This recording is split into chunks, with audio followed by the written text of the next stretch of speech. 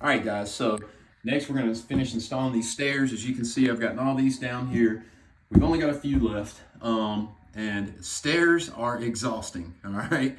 It is hard work installing carpet on stairs. And most flooring guys, this is their least favorite thing to do. Any flooring guys that are watching this can probably agree with me on that. It's not fun, but it's very rewarding, okay? Nothing feels better than to just take an old dingy set of steps and beautify it with some nice upholstered carpet, in my personal opinion. And I look at it like a free workout, okay? I'm getting paid to work out. So now there's two tools that most installers use to install this, and I'm sure some of the installers that are watching this are like, why is he sitting there with a pneumatic air gun?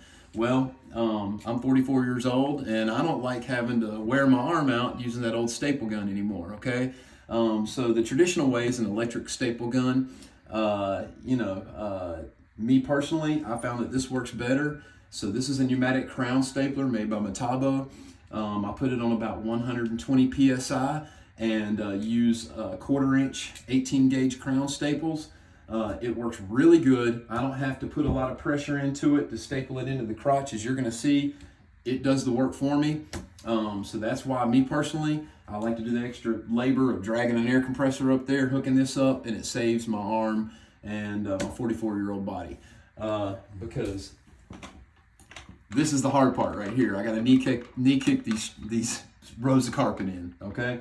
So we're gonna go ahead and we're gonna start on here, and Ashley's just gonna videotape me finishing up this set of steps. Now you're gonna notice I'm waiting to finish cutting in along the sides.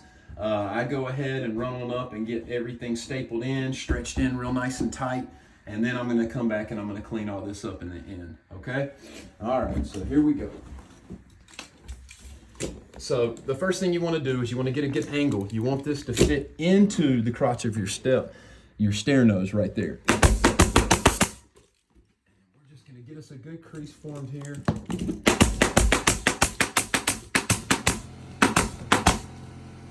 Don't be scared to throw a whole bunch of staples in there. It's only gonna help it. Of course, there's probably some guys cussing me out right now because they've had to come behind a guy that did too many staples in the carpet and tear it out. Sorry about that. Always remember to get that last staple in the far corner. It's real important because when I go to stretch this, if I don't have it stapled well, it's gonna pull off and you're not gonna have that nice uniform crease all the way down your row. Now sometimes you're gonna come to a part like this right here where you're gonna need to cut a little release.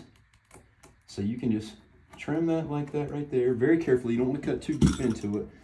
And that'll allow that to kind of fold back and allow it to wrap over a little bit tighter for you. Because the main thing with stairs, when you're installing a set of steps, is you want to make sure that it's tight and it's uniform so you don't get any bubbling on the stair. Get that last staple in, and here comes the fun part.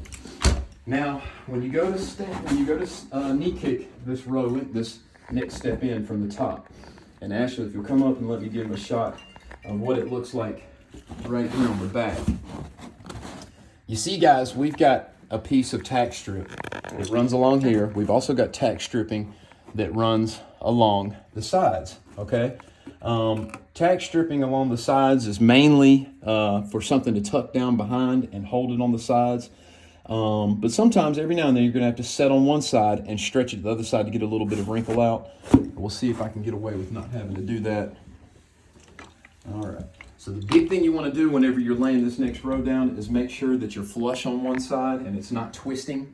If it starts to twist, then you can get a wrinkle, a kink in the middle. All right, Ashley's going to come up and kind of try to hover over me a little bit as I work down this way. So you get a good kick in here. Get a good kick in there. Sometimes it'll start to wrinkle up like you see it doing. If it starts to do that, then you just want to watch out. Are you gonna be able to get a good shot of that? Mm-hmm.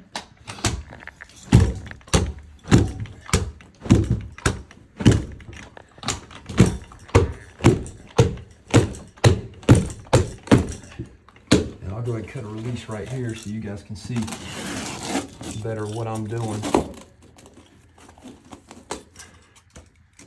Be careful on that last piece. to fold it back so you're not nicking their already nicked up base that runs along the edge of the step. And sometimes I'll just follow back through so you guys can really see what these should look like. All right, that's pretty much it. Now, that's the initial stretch that's going to get it really tight. This right here is what's going to tighten it up the rest of the way. And she's going to kind of angle in back in here so you can see what I'm doing. And watch the step as I hit it with this. So what I'm going to do here is I'm going to hit it into the crotch, and that's going to give it that final stretch right here. And if I had a piece that was running up here, it would also tighten that, okay? So we just angle this.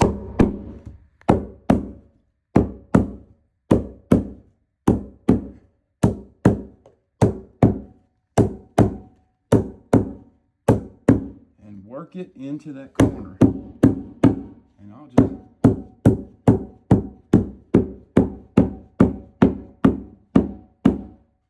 come on through. Make sure it's nice and tight. Now some guys go ahead and staple it now and then cut it. Me personally, I like to go ahead and cut it. Watch your fingers as you run along here so you don't drag it on the tack strip.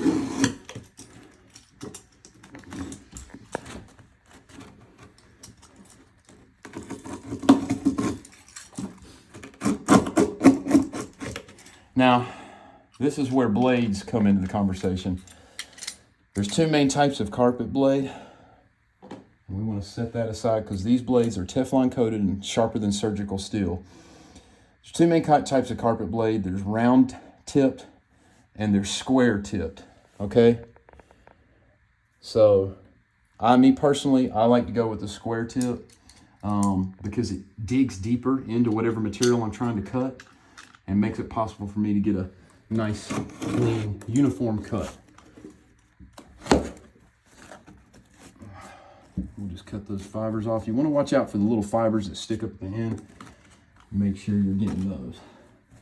And that is a finished stair right there, pretty much.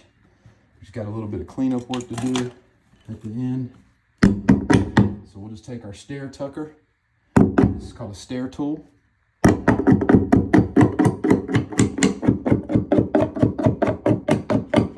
in and clean that up. And that's looking good. Once I've got that side set and I feel like this is tight enough, I'll come in, I'll take my crown stapler and I'll shoot a staple.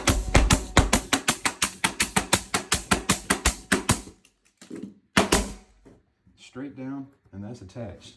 Now me personally, I like to come through and put another one along the sides just to make sure this is adhered correctly. And when I do that, what I'll do is you take this nose and you dig it around a little bit to move those fibers out the way so you can get down to backing.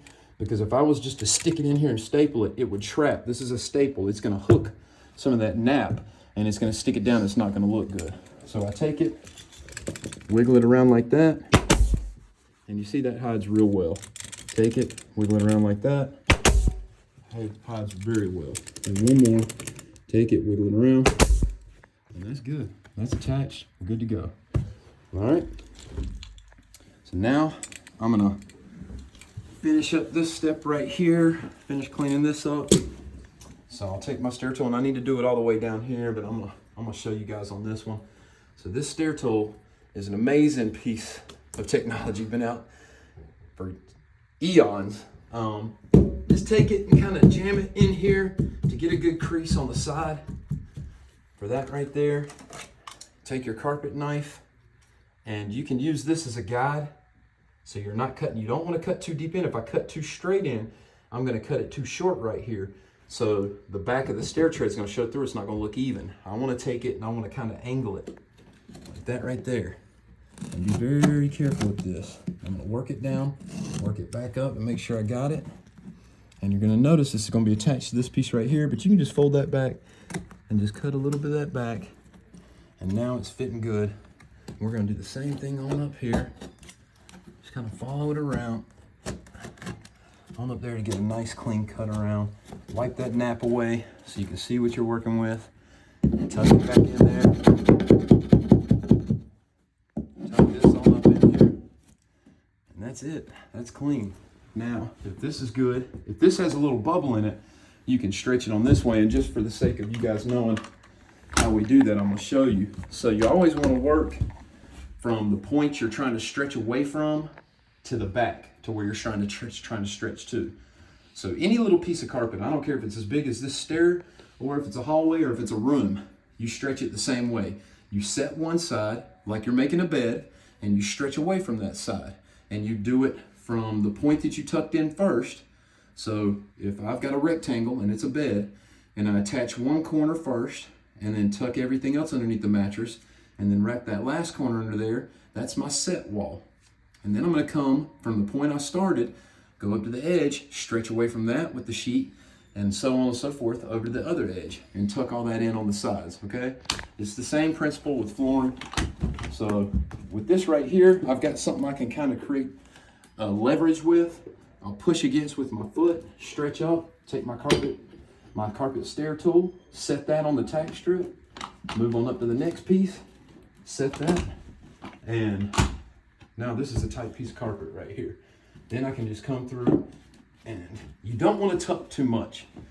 You don't want to ever tuck too much. So if you tuck too much carpet down in there, it's not going to tuck in right. It's going to look bunched up. It's just not going to look good. You're fighting yourself. You know, it's best to go ahead and do it right the first time. So I'll come through here, kind of back cut in there, follow that around like that, and that's nice and clean. Looks good. If I've got any little loose fibers, I thought I just saw one. It disappeared on me. Yeah, I'll come through and from right here,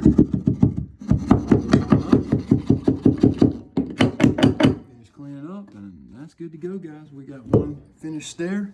I'll just pop a couple more staples in here. And that's it. That's it.